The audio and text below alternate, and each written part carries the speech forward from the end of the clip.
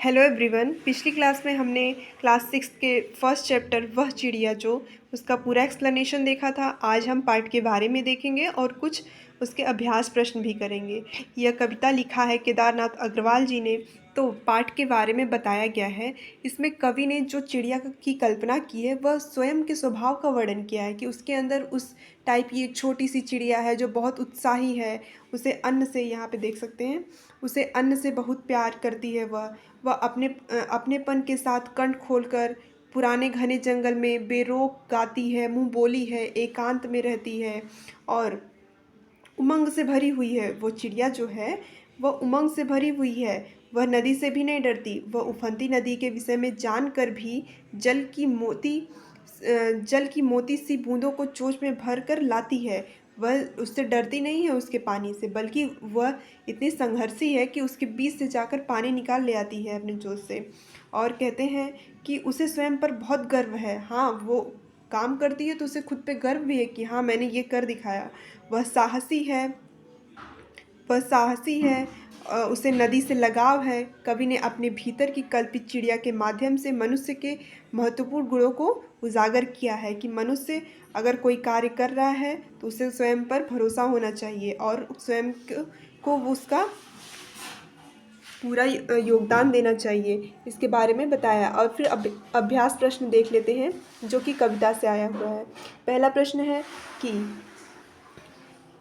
प्रश्न है ये: कविता पढ़कर तुम्हारे मन में चिड़िया का जो चित्र उभरता है उस चित्र को कागज़ पर बनाओ। कोई भी आप छोटी सी चिड़िया का ऐसे ही करके बना सकते हैं, फिगर जो भी आपके मन में आता हो, एक छोटी सी चिड़िया का जो भी है।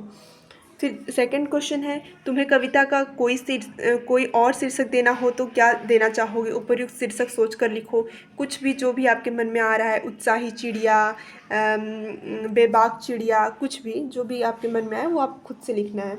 और थर्ड है, इस कविता के आधार पर बताओ कि चिड़िया को किन किन चीज़ों से प्यार है। तो चिड़िया को किससे किससे प्यार था? विजन से प्यार था, चुंडी के दानों से प्यार था और नदी के पानी से प्यार था। जिन चीज़ों से उसका जीवन यापन होता है उन चीज़ों से उसे बहुत प्यार था। बूढ़े जंगल बाबा से था। और फिर दिया हुआ है आशय स्पष्ट करो। फोर्थ क्वेश्चन जो है, आशय स्पष्ट करो। तो इसमें दिया हुआ है रस उड़ेल कर गा लेती है। रस उड़ेल कर गा लेती है मतलब कि उसे किसी की परवाह नहीं है। अब जहाँ मन करता है, जो मन करता है, अपने मधुर स्वरों को खोलकर वहीं पर गा लेती है। और फिर इसमें सेकंड है, चढ़ी नदी का दिल टटोल कर जल का मोती ले जाती है। और वह इतनी निडर है कि जानती है कि पानी एकदम उफान पर है, फिर भी वो जाती है, डरती नहीं है। उसमें अपनी चोंच में पानी नदी से लेकर ही आती है, जल के मोती को भर के ही आती है।